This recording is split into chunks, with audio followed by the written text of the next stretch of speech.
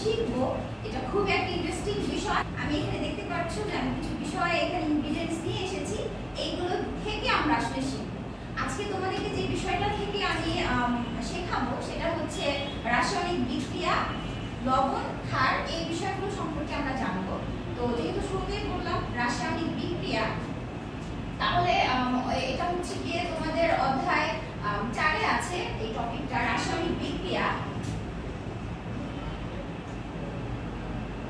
এখানে টপিক নাম হলো আগামীকাল শাড়ি পরে আসলাম, সেটা আমার একটা বাহ্যিক গঠন, কিন্তু আভ্যন্তরীণভাবে আমি কিন্তু বিজ্ঞান টিচার তোমাদের, আমি কিন্তু যা তাই আছি।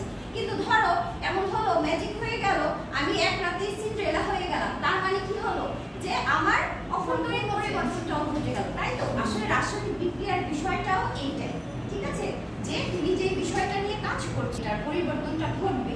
তাহলে যেহেতু আমরা আজকে এটা নতুন শিখছি, তাই আমি টপিকটা একটু বিস্তারিত বলে দিলাম এবং নামটাও বলেই দিচ্ছি যে আমরা যে টপিকটা শিখছি সেটা হচ্ছে রাসায়নিক বিক্রিয়া। বুঝতে পেরেছি আমরা?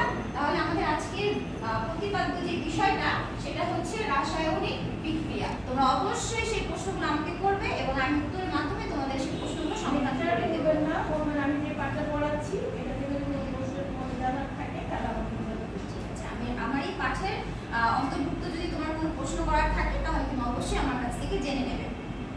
ঠিক আছে, তাহলে রাসায়নিক বিক্রিয়ার বিষয়টা মনে হয় আমি তোমাদেরকে প্রাথমিকভাবে ধারণা দিতে পেরেছি। ঠিক আছে, এটা আরেকটু ক্লিয়ার হবে তোমাদের কাছে যখন আমি হাতে কলমে বিষয়গুলো তোমাদেরকে দেখাবো।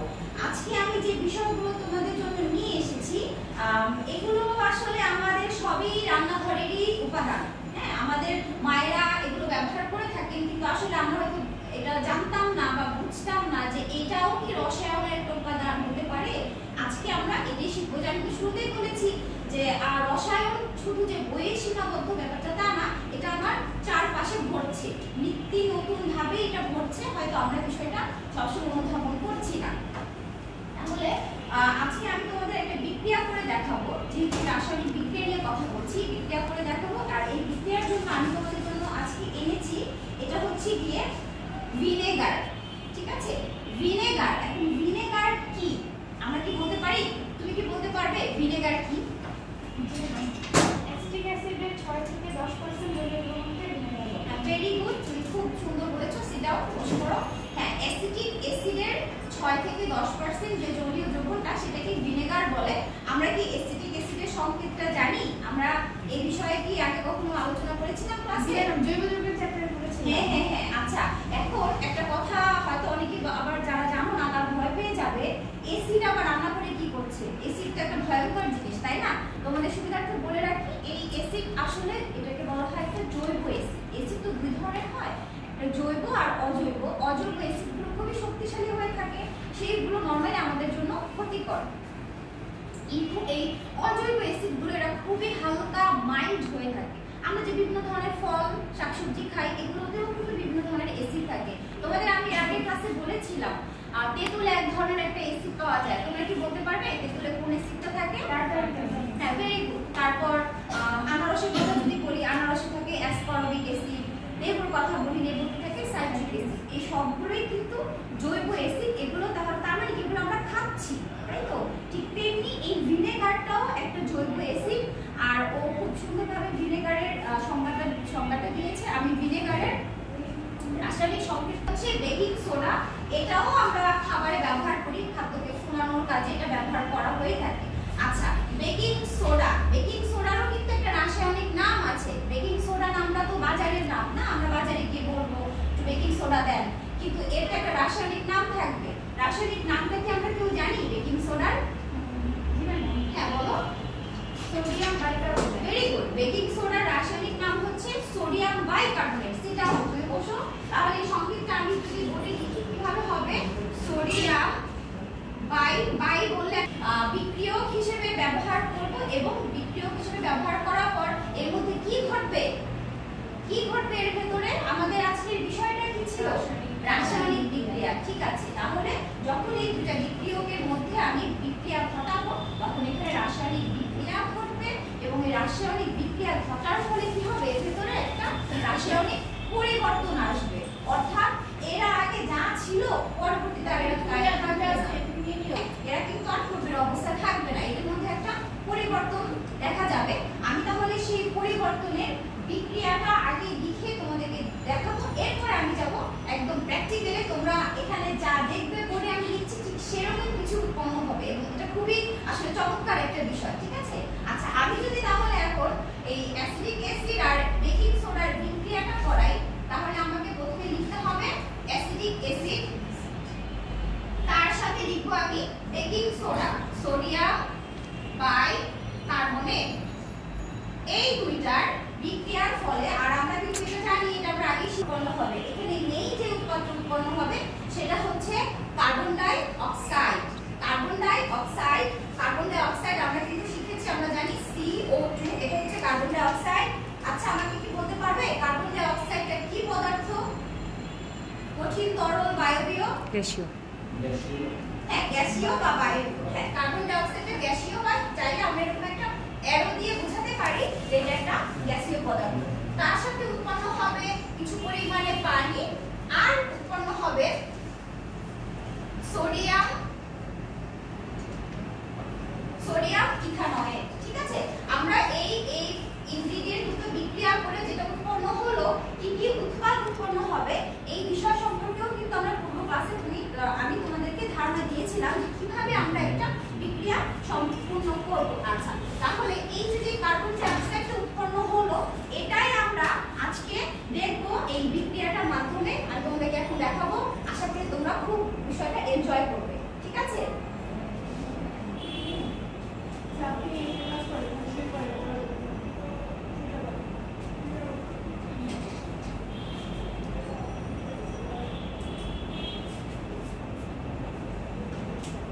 কি করব, তুমি কে পাশে দাঁড়াও যাতে করে সবাই দেখতে পারে। প্রথমে ভিনেগার নিয়ে এসেছি, ভিনেগারটা কি করব, এই বোতলে হাফ কাপের মতন আমি একটু ভিনেগার ঢেলে দিচ্ছি।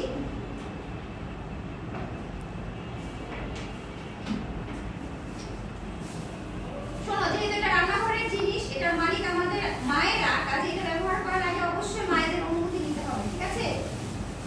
ওকে, তাহলে আমি ভিনেগার ঢেলে দিলাম কিছু পরিমাণে। ঢালার পর এখন আমি এই বেলুনটার ভেতরে অল্প কিছু পরিমাণে, ধরো 2 থেকে 3 টেবিল চামচ বেকিং সোডা আমি এখন এই বেলুনটার ভেতরে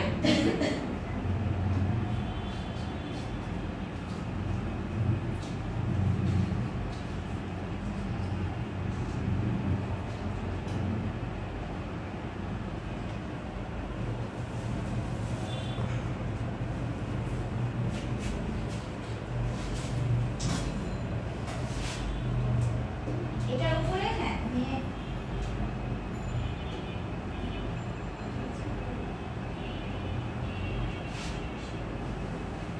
তাহলে আমি এখানে 2 চামচের মতন বেকিং সোডা দিয়ে দিচ্ছি।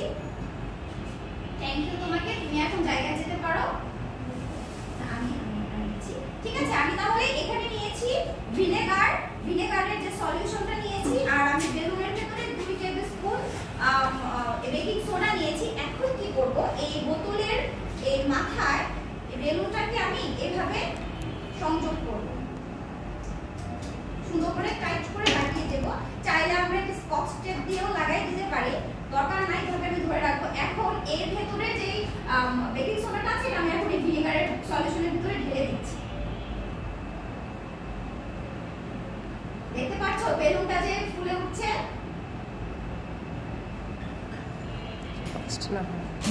আচ্ছা, বেলুনটা কেন ফুলে উঠলো? বেলুন কিভাবে ফুলে ওঠে? নরমালি আমরা যখন বার্থডে করি, বেলুন ফুলাই, বেলুনের ভেতরে ফুল দেই, তাই তো? তাহলে আমরা যখন প্রশ্বাস সাথে যেটা দেই সেটা থাকে অলওয়েজ কার্বন ডাই অক্সাইড। আর এখানে যখনই আমি ভিনেগারের সলিউশনের ভেতরে বেকিং সোডাটা ঢেলে দিলাম, আমি কিন্তু বিক্রিয়াতে তোমাদেরকে বলেছি এখানে কার্বন ডাই অক্সাইড উৎপন্ন হবে।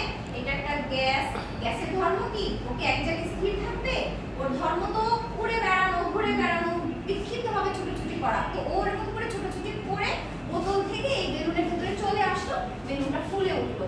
তাহলে কি বুঝতে পারলাম আমরা বিষয়টা? কার্বন ডাই অক্সাইড উৎপন্ন হলো। আর এরকমই মজার মজার বিষয় প্রতিনিয়তই তো বললাম ঘটছে আমাদের আশেপাশে। হয়তো আমরা সবসময় খেয়াল করছি না।